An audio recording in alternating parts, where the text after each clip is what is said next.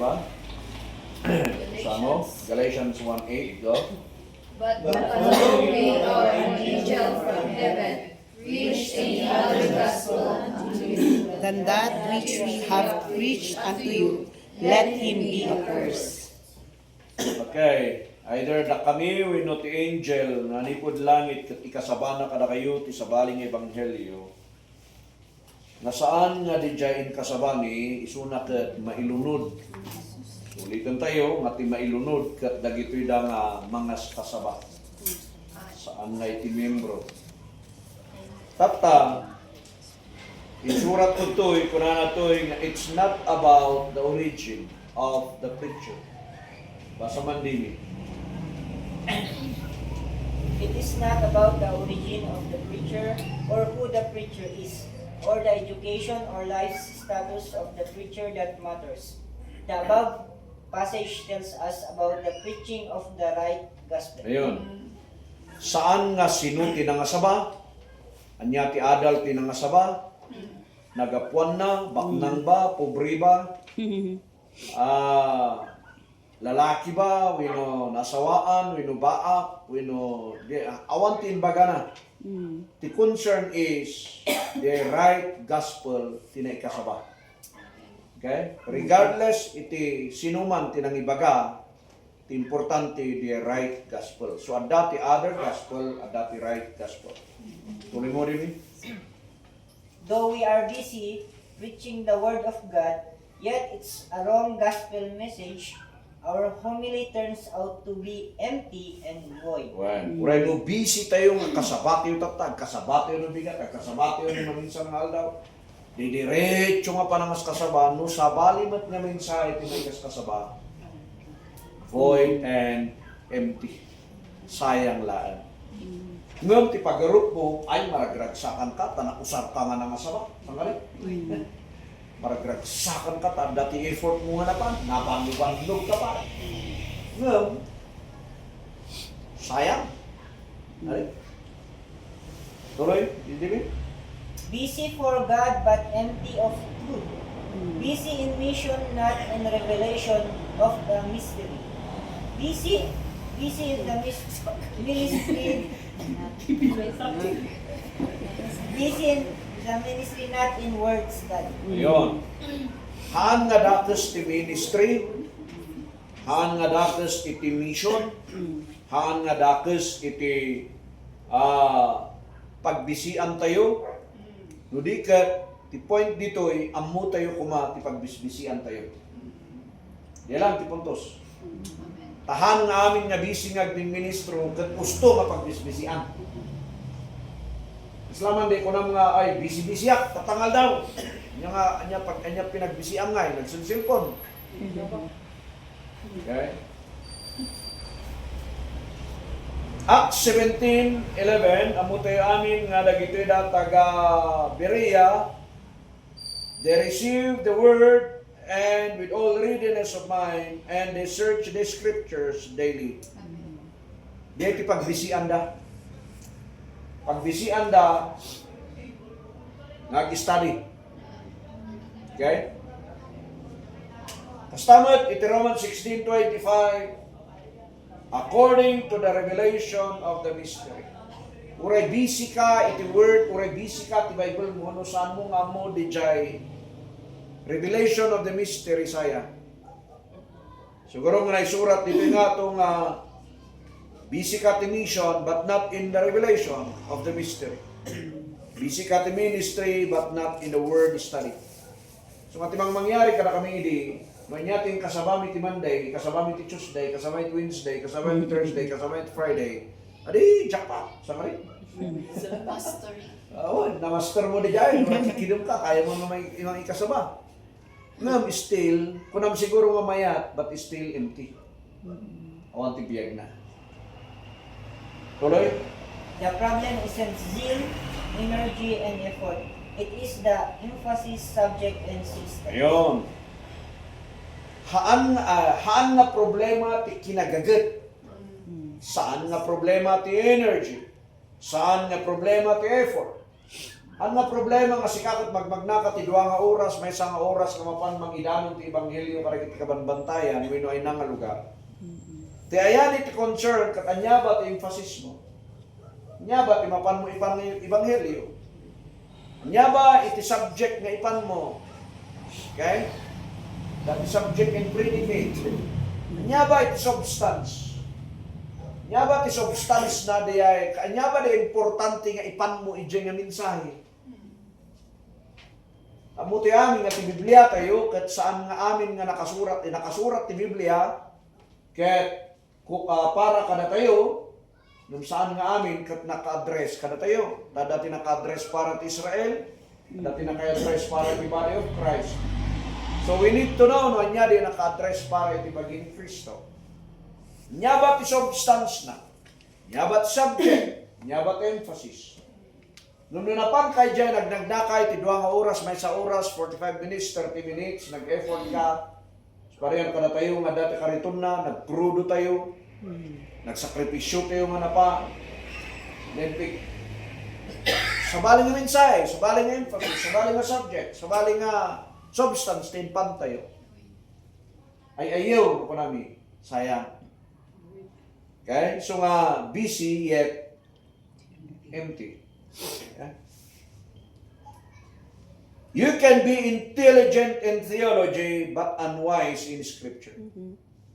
Among ti theology amin, among ti soteriology, hamatology, satanology, angiology, bibliology, among amin dagitada, soteriology, among amin dagitada.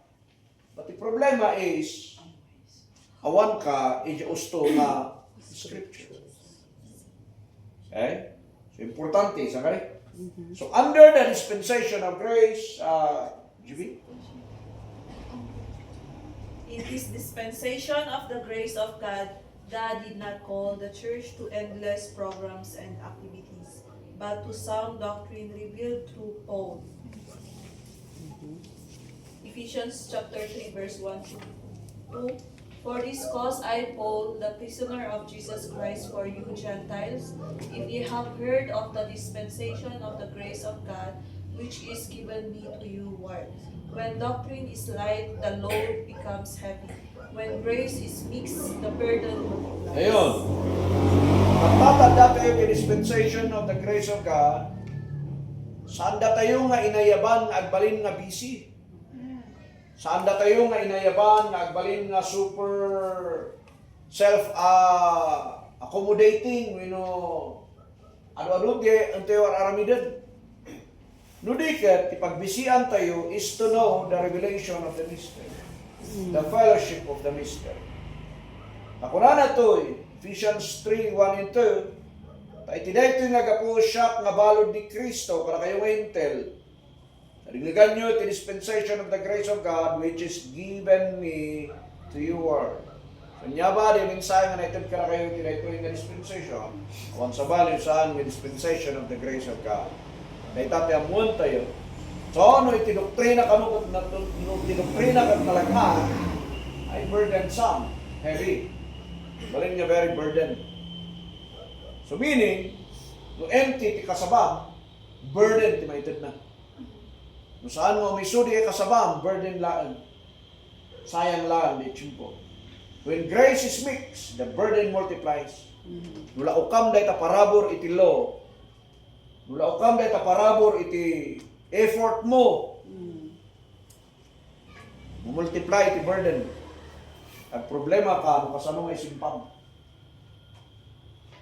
Problema ka, no kasano nga tanggapon day ta iti tao. Apan mo kasabaan.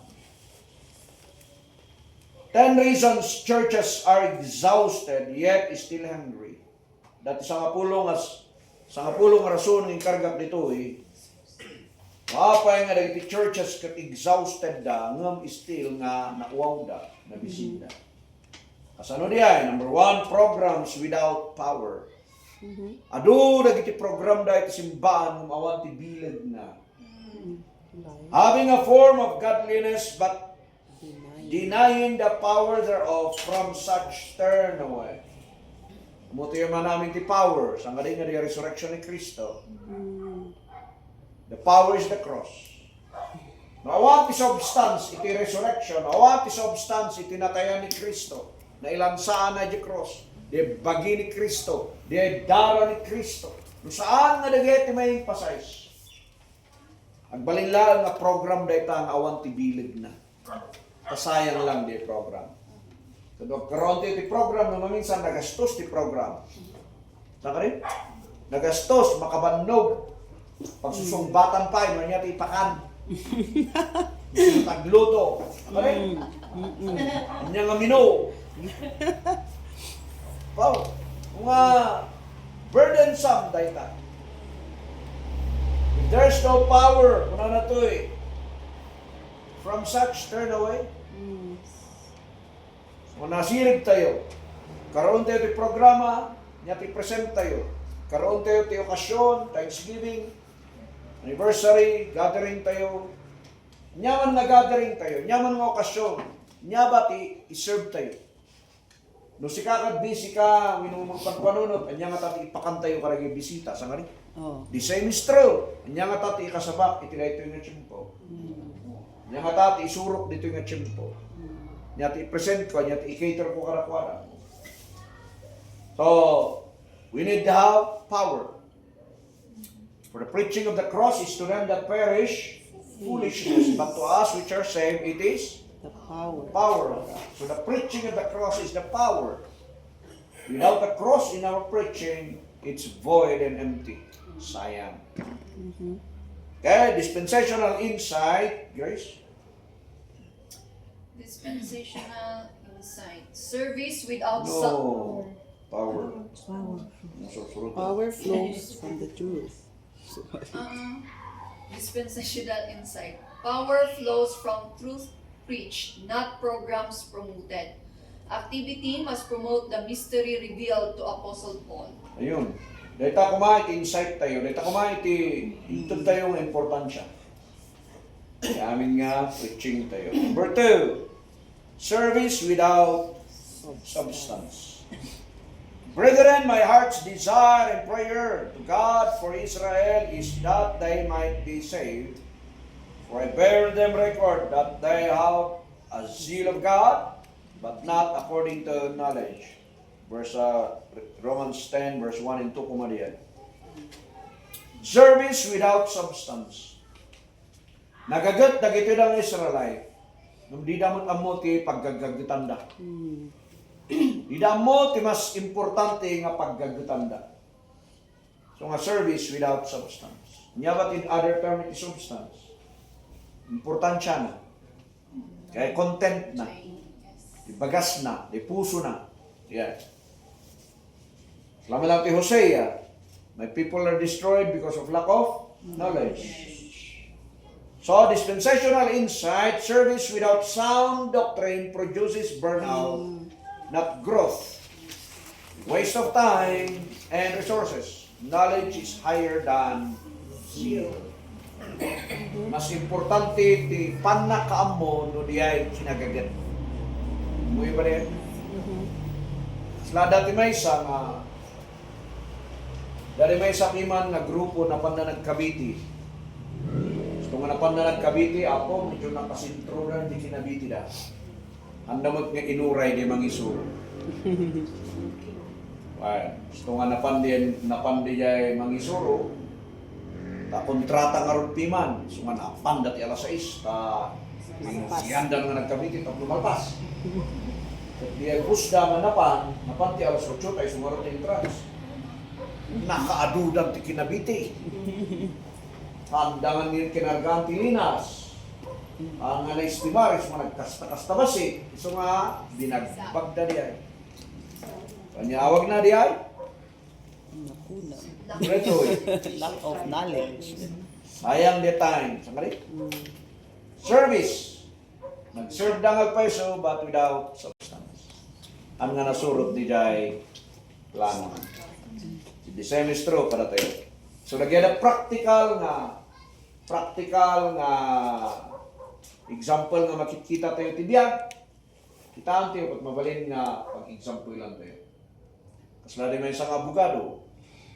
Hampir lang abogado kaya, idang i-take ka ng exam na Imbis ta answer na di question, ku-question na yung question. So nga, namitupat nga nag-take exam, nahaan na nakapaspasa. Ta ku-question na kung na nga supposed to be, hanga kastit sa konsol. Tatangay, namitupat mo nga nabagsak. Nga na sinukatan na, ipanunot na, ito nakapasa. Kanina nga take na. Okay. Number 3, tradition without truth. Beware lest any man spoil you through philosophy and vain deceit, after the tradition of man, after the rudiments of the world, and not after Christ. Inside na, grace truth was revealed, not inherited. Han nga tinawtawid iti grace. It was revealed. Do not allow religion to replace the revelation of the mystery.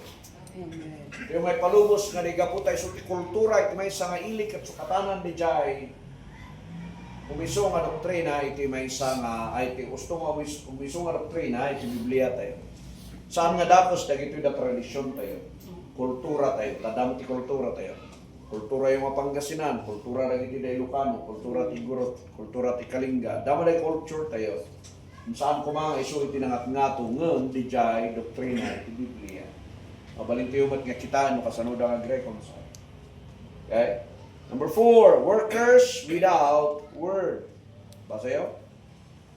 And Now, brethren, I commend you to God and to the word of His grace, which is able to build you up and give you an inheritance among all them which are sanctified. Okay, dispensational na? A A starving starving saint saint is is a a struggling struggling saint. Good no. So, no worker ka, adipenda ka, nawan iti word nga mong. You don't know the rightly dividing the word of truth. The word of truth. You have the word, but not the word of truth. But not the rightly divided word of God. Sayang lang. Langaro di testimonyo di may isang pastor nga very proud ka na iso ng amunang at dati apo kan pa na dati spirito. So nga, pagtakder ka ng mga sabak at mabalin ng iyopin Biblia na jay pulpito at instant nga ito ti apo ka no timinsay na. So nga nairwam iso na nga apaman na itatag na di Bible na kakuna ng agkararag tayo kakabsa. Agdumog tayo amin. So nga, padumugan namin na iso na, santo, maraytayaw ka po, santo, birbiro kung di ka sa kanin dyan. Okay? Workers without word. Yung mararami din di kasi yan. Yes. Meeting tayo yun sa kanap, so nga dating note tayo. Amen. Number 5. Leaders without light. Basa yun? Romans And art art confident that thou thyself art a guide of the blind, a light of them which are in darkness. Okay. Japay. So, confident, thou thyself as a guide of the blind, light of them which are in darkness. They taught the leaders. They taught the workers. They taught the pastors. They taught the ministers. Tuloy yun. An instructor of the foolish, a teacher of the babes, which has the form of knowledge and of the truth in the law. Thou therefore which teachest another, teachest thou not thyself. Thou that preachest a man should not steal, thus thou steal. Okay. So, ureno na tayo katag isursuro, kadal tayo man. Amen. Kadal tayo. Ang insight na, kung ano ta? Leadership is feeding, not crowd pleasing. A guide who knows and is familiar with the guidebook of grace. Amen. Okay? Oh, dayta iti hanto yung nga crowd pleasing. Ang nga diyan tayo ay nya diya tapno mapapalakpakan tayo. Dikat we are leaders amang i-guide para gito ila nasiknatan magnada iti silaw iti ebanghelyo para. Verse 6. Law mixed with grace. Stand Stand fast, therefore, in the liberty wherewith Christ hath made us free, and be not entangled again with the yoke of bondage. Romans. Okay, tuloy. dispensational insight, Law is a burden, grace is freedom. Mixing law with grace always brings confusion. Formuleta, under the law, you are in bondage. Under the grace, you are free. There's liberty in the grace of God. So do not mix the law and grace because Romans 6:14, and yet, yes, we are no longer under the law, but under the grace of God. Number 7. Growth without ground. Ephesians 4:13 to 14. 14.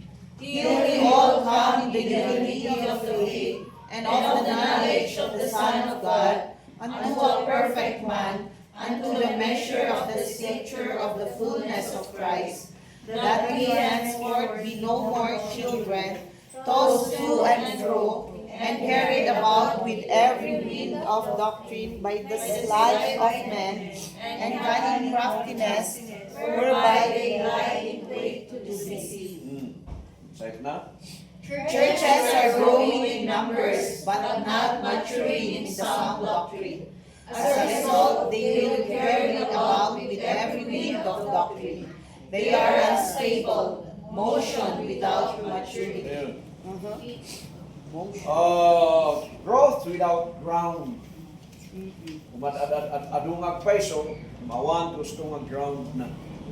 Awan gusto nga foundation na.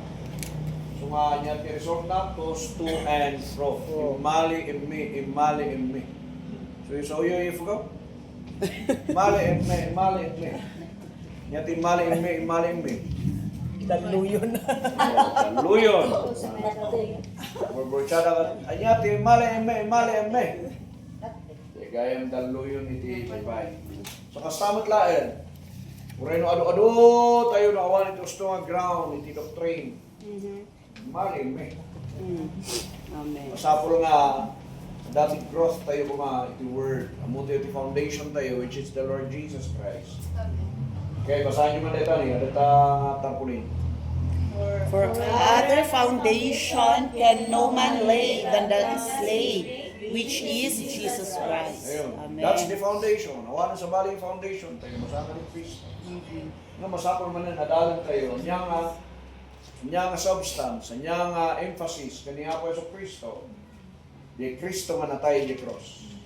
Saan nga di Kristo nga natay ay naiyanak igay Bethlehem. Okay? Number 7. Number 8. These men, not God. Oh. Galatians 1:10 to 12. For do I not persuade men or God, or do I seek to please men? For if I yet please men, I should not be the servant of Christ. But I certify you, brethren, that the gospel which was preached of me is not after man. For I neither received it of man, neither was I taught it, but by the revelation of Jesus Christ. Insight na? Preachers of today are trying to please men, seeking for applause from men instead of God, seemingly that the more claps they receive prove their stand. He is the one who saves us. Many walk away from Jesus. Okay. Kaduan nga paiso. Maminsan kat iso ti temptation tayo magministro. We want to please everybody. Minsan kat saan tayo kayat nga makaungat at numay ayaw da handa nga mo focus. Diba? But it cannot be. Niya ti Son Tiapo iti 2 Timothy 3:15. The word of God is for teaching, for rebuke, correction, yeah? for perfection of man. Pagbalin nga thoroughly furnished. So hantayong nga dijay birbirukan iti adong applause, wino at adong claps iti tao. Mas importante nga ma-please tayo ti Dios, isuna iti ma-please kada tayo. Uri ma-please tayo ti aming nga tao no ti Dios kat saan, sayang. Taure niya po, Jesus. Yan nangyari to John, chapter 6, 66 to 68. Basa yun. From From that time, many of his disciples went back and walked no more with him. Then said Jesus unto the 12, Will ye also go away? Then Simon Peter answered him, Lord, to whom shall we go? Thou hast the words of eternal life. Manuti pinakan ni Jesus, may isang check po, 5,000. Men, yeah, men. So, di 5,000, nag-asawa siguro di ay 3,000. So, balik niya 8,000, plus dagi daw ping. Ano tiyan nakdangay. So, kung nata nga 20,000, di nga check po. So, manuman ni Mesa, 4,000. 4,000 men manen. So, 4,000 plus si itasawa da, 8,000. Plus dagi anak da, kung natin man nga 20,000 matlaan. So, 40,000, sabi. Manuti nang itulot yung kuha na, di sumangat iya lang. 120. Ayun rin, oray ko naman 50,000, iti na nagministro ni Apo Yesu Cristo.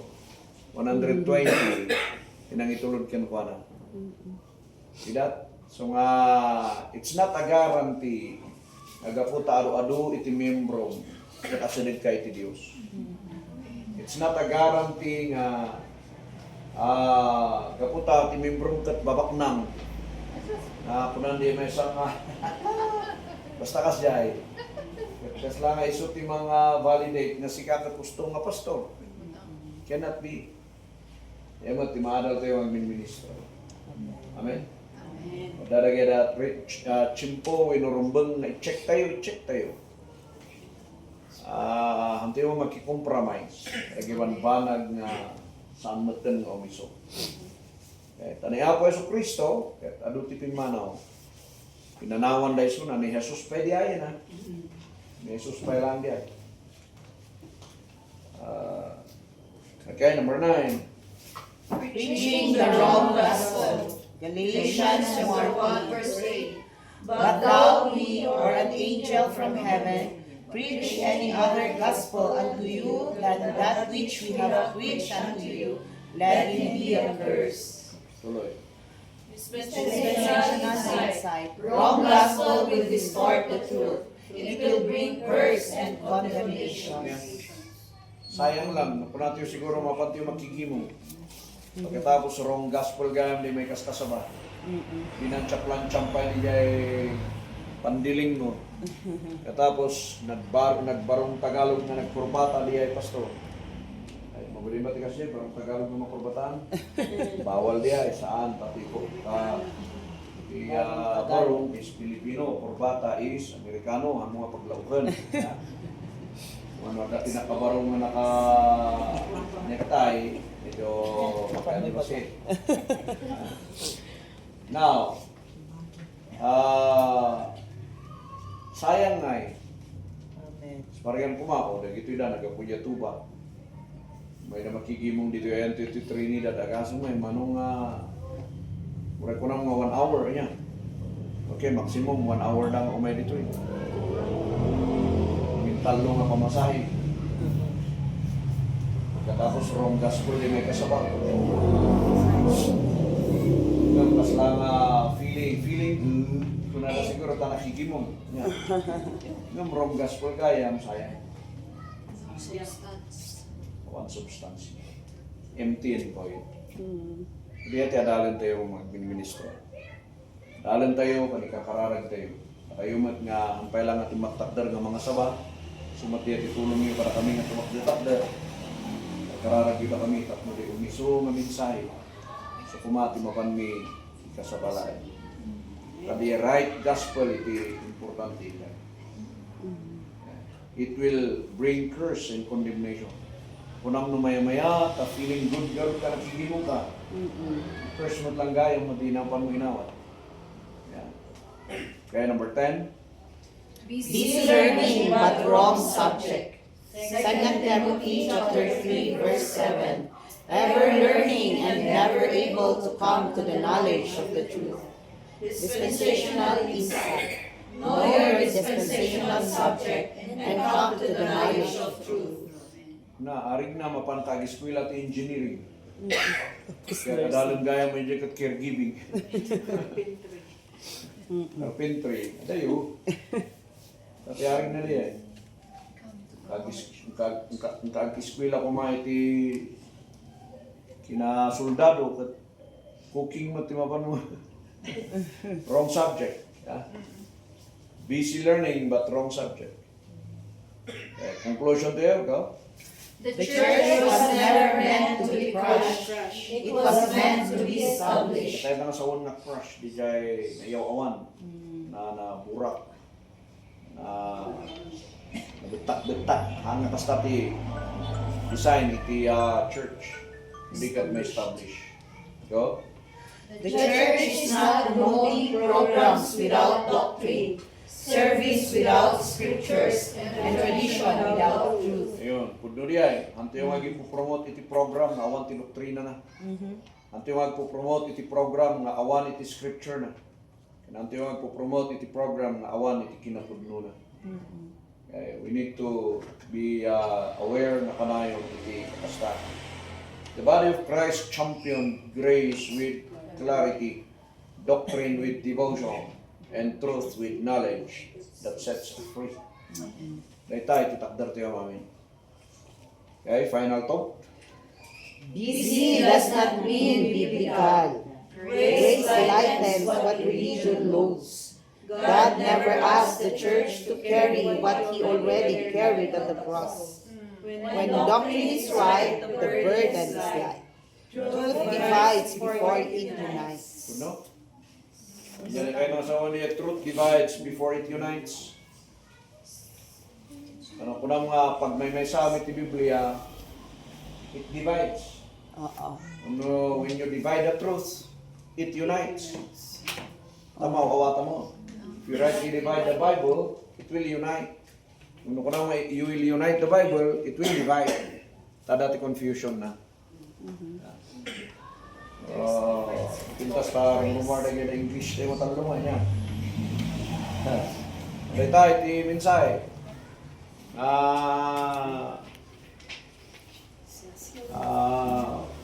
May share ko na ito yung Rabi Karakayo. Any insight?